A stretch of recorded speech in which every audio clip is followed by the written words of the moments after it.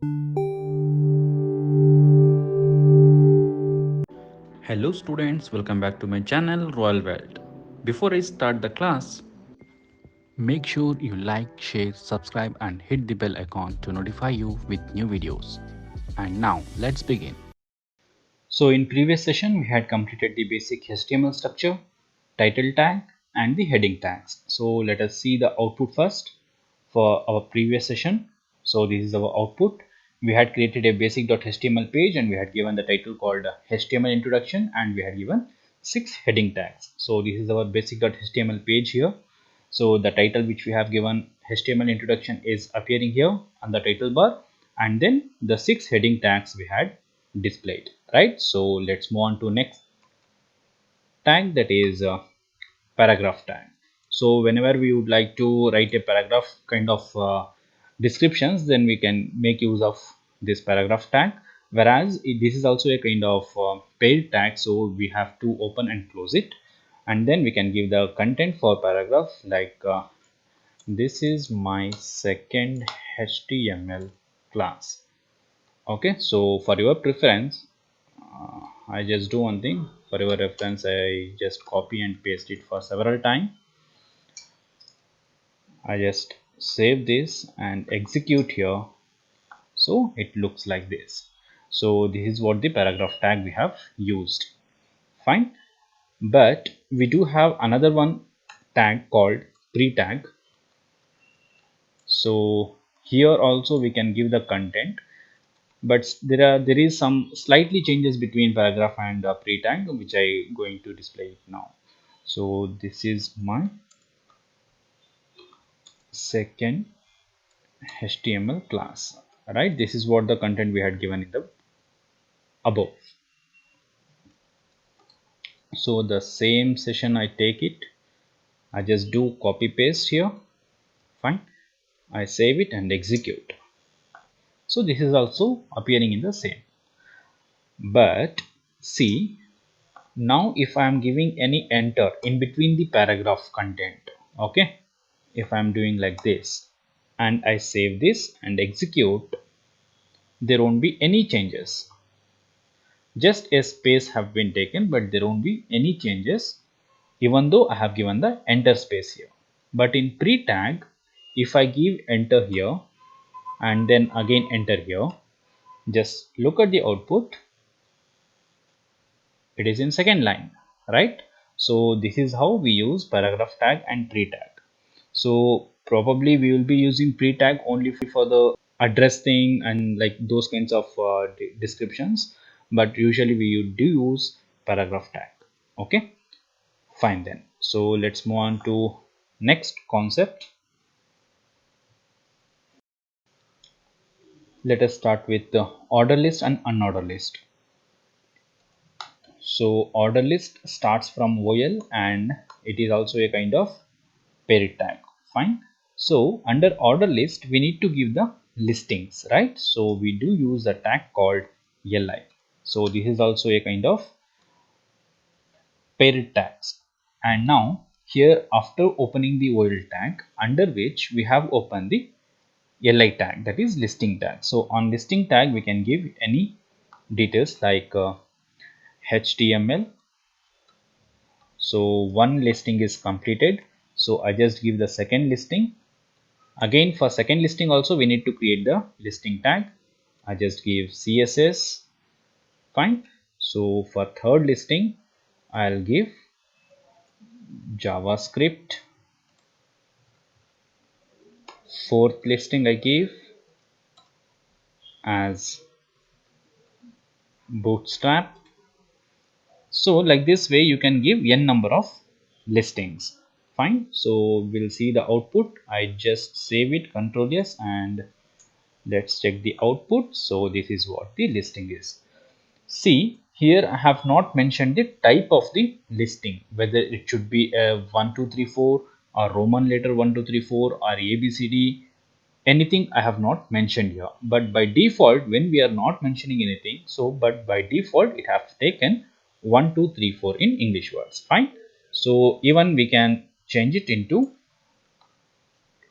alphabets type Within quotes we can give capital letter A. So it considers and it starts from capital letter A. Got it? It changed into capital letter A. So the same way I just give a small letter A. So just for your reference, instead of replacing it, I just do the copy paste and I'll execute one more time, so you can check. You can see the difference here. ABCD is in capital letters, here ABCD is in small letters, as we have given the type as in small letter. The same way we can also give in Roman letter 1. So how do we represent Roman letter 1? That is capital letter I, right? So if I give it and save and execute, it takes Roman letters. The simply we can also give the Roman letters small letters also. That is same way, Roman letter 1 we used to have in small letters means small letter I. So you can check here the output. We got it, right? So this is how you can make the order list. Order list is nothing but if you want to say like a bootstrap in which position it is, we can directly say it is in D position, it is in fourth position. If in case we are giving unordered list, in that case we need to count from first 1 2 3 4. Okay, so I just give the demo for that also. So let us start with the UL tag. UL. So again it is the same structure for UL and OL. We just represent unordered list as UL, whereas for order list we are representing with OL tag. Fine. So I just create the listing again. Let me take the same listing. LI. I create the listing and CSS. Fine. So I just take one more listing called JScript.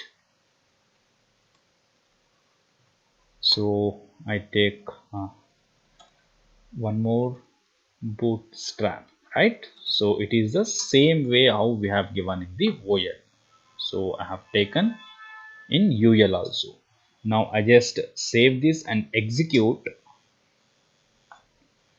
You can see here it is in filled black circles, right? If you want in a square, then we can give it. If you want in a disk, we can give simply type equals within braces instead of 1 2 3 4 or ABCD or Roman letter I and small letters I. Instead of that, we can represent here like we need in a circle. So you can check the output here. See, this is the output. Circles. So since I had replaced it, it's showing in this way. If I copy paste, copy, and I'll paste it, I'll paste again, I'll paste again. So let it be a disk. So after circle I have made the disk, right? So after circle disk have been appeared. After circle this is our disk, isn't it? Let me take one UL from here. So one circle we have, one disk we have, another we can give as square, no issues. Square, diamond,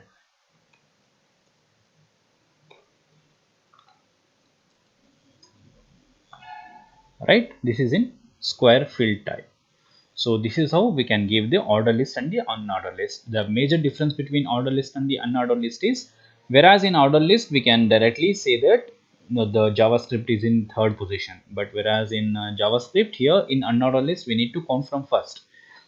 Since it is 3 or 4 listings, we can easily say that this is in this particular position, that is 3. If it is 100 or 150 listing, then obviously we go for order list. So this completes our order list and unordered list. If you have any doubts, you can comment me on the comment section. So very in next sessions I will be clearing the doubts. Let us create a new file for inserting image. Okay, so I have created a new page here, but I have not saved it. Let me save this file. I go to file and save. Under desktop we have created HTML folder. Inside HTML folder itself I am saving this file as well. This is my second file, right? So I just give the name like second.html. Don't forget to give the extension .html. Okay, so I have saved this. Let me create the basic HTML structure. So we have divided the HTML into two parts, head and then body, right? So we have created the basic HTML structure. Now let us give title for this page. So title, since we are inserting the image here, so let us take the file like the title name as a title itself. Let me save this file and I'll execute this. This is our previous page which we were working on. Okay, so let me check. Second, it is here. So I just open here. This is our second page, right? So you can make sure here second.html is the page which has been opened, and the title we have given image here. Okay, but the content we have not given anything here. You can see we have not given any content still, right? So it is a blank page. Fine then. So now I'll just take with the image tag. I had told you previously that in HTML we'll be having two kinds of tags, whereas the first kind is a pair tags, where we'll be having a opening tag as well as a closing tag separately. But whereas one more tag called single line tag, whereas in the same line we are going to close the tag, that is image tag is we call as single line tag. Okay, so within this image tag, this is the image tag which we close in the same line. Okay, so inside this image tag we are going to give the source equals within double quotes. Here we need to give the image path. Okay, so let me copy the images first into my working folder. Let me copy the images from my desktop, like where I have saved some images. Yeah, I might be having here. I have taken some images from here, and I just copy those images to here. See, under HTML, of course, we have images folder here. Inside images folder, we do have two images. Sorry, we do have two images here. Okay, so let me go back and we have the working files here, right? Okay, I'll go to the work area. So here I need to give the image path, but make sure the images are saved inside the folder called image, isn't it? Right, images. So you need to give the folder name first, images, and then give slash button like slash, and then you need to give the file name. So it is always preferable, like you need to copy the image name, because if you do any case sensitive, like uppercase to lowercase to uppercase, or if you miss any space or any spelling, then it will, the image will not be going to display on your output. So it is always preferable that you are copying and paste it the image name. And this is not the complete work we have done till now. And also we need to give the extension of the image. How many extension will get for the image? Img, jpg, jpeg, png, right? So let me check how to check the extension. Let me right click on the particular image, go to properties. You will get it here. .jpg format it is, right? So okay, I just give the extension called .jpg, right? So I just save this, Control S, and I'll go for my web page. I'll refresh this. Now you can see the image have been displayed here, right? So this is the case where we are displaying the image successfully.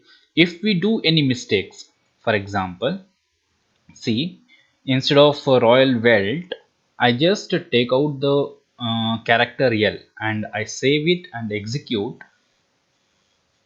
See, the image is not going to be displayed here. This is the reason I told you it is always better you are copying and pasting the image name. Okay, so let me give this welt.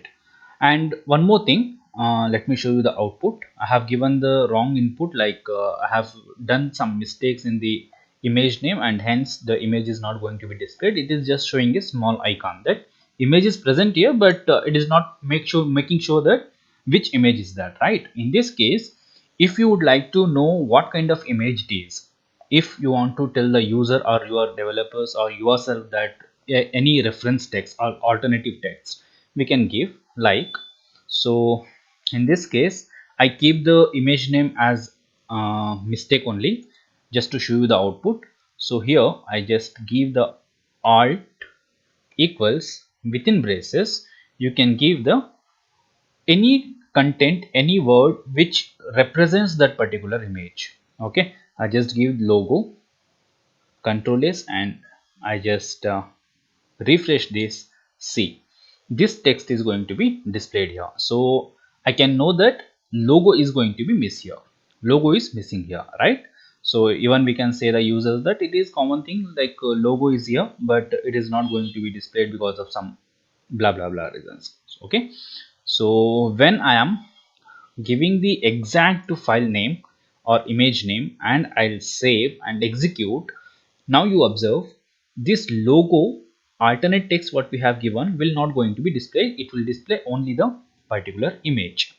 So whenever we do any mistakes, that particular time that alternative text is going to be working. Okay.